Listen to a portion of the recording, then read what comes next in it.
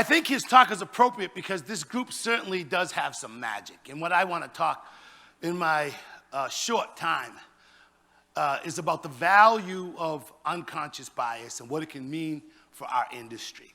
And so there are 4 things I want to convey in my very short period of time. That first, changing face, or the changing face of our country is disruptive. And we heard in the previous conversation, disruption is important. The question is, what are we doing to leverage it? Number 2, a healthy approach to D&I, diversity and inclusion, which we believe MFHA has, is necessary for our industry to embrace this thing holistically. Third, unconscious bias is the leveling of the playing field. It's something that I wasn't a believer in initially, but I am now. And trainers, because of the influence that you have, the magic that you have, can really be an advocate for the power of what unconscious bias can do for us. And last, if we don't do something and we don't get it right, the cost to the industry, to the brands is substantial and can perhaps kill our brand. So therefore, we have to be intentional and we have to play offense. So America's face, sometime between 2043 and 46, the year 2043 and 2046, America will become a majority-minority country. What that means is white folks will be the minority. Now that scares the bejesus out of a lot of people.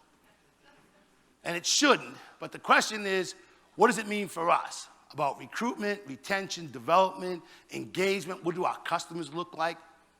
And so the whole game is changing. The terms that people use, culture and inclusion, diversity, equity, and inclusion. Identity is included in that now. Accessibility is included in Starbucks' definition. So America's face is changing, and as an industry, we're dealing with this. There are all sorts of issues happening, whether you know it or not. And so we think an approach of diversity of thought, perspective, and experience is the approach, because that leads to inclusion. When people feel included, they have the opportunity to rise to the level of their own ability and of their own ambition. And with inclusion, employees win, customers win, we win. In that definition of inclusion, I never mentioned race, ethnicity, gender, identity, or ability, or military background. It's thought, perspective, and experience which is going to get us to the winning circle.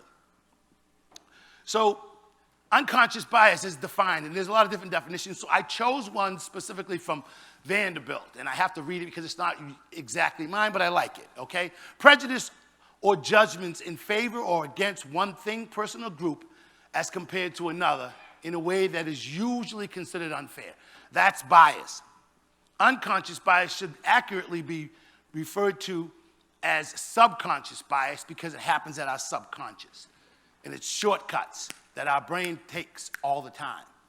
At any one given time, the data suggests that we're getting 11 million bits of information. And the problem is we can only process 5 to 7 consciously. So we have to take shortcuts. Those shortcuts sometimes put people in a box and cost us to make bad decisions about people. We have to do better. The industry at all aspects, hotel, restaurant, are being impacted by bias. We work with all these brands, some with real serious issues, some because they've had vision. And they're looking ahead as to how things are going to change and how they can use unconscious bias to help drive that change. I have seen adult men have the lights turned on and go, wow, I get it. McDonald's is pushing it to front hourly employees, and I have seen supervisors go, wow, this is going to change me as a person. And when we do that with people, when we touch that magic, when we position our industry as a place for a great first job, we win. Mistakes, however, are costly. This small company up in Seattle experienced it a couple years ago in Philly, and it cost them some serious money. Could your brand withstand that kind of scrutiny? They had to close the stores. They had to pay the employees. they had to buy all these iPads, and it cost, in our estimation, $26 million to do that. But they recognized and learned that unconscious bias was part of the problem, and they have chosen that as a solution, and they continue to use that solution today.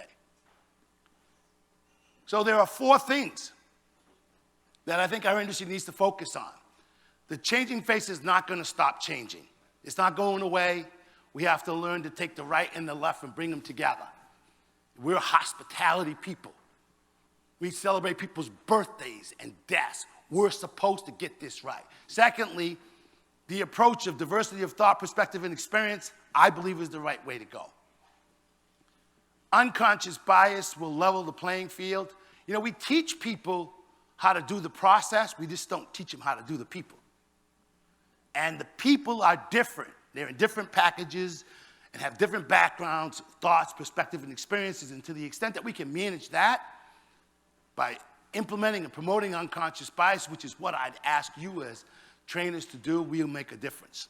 And as I said, we'll get it wrong, we'll know about it. So as we close, or as I close, Stephen Covey, and I've seen a bunch of you folks using his quotes, which I love.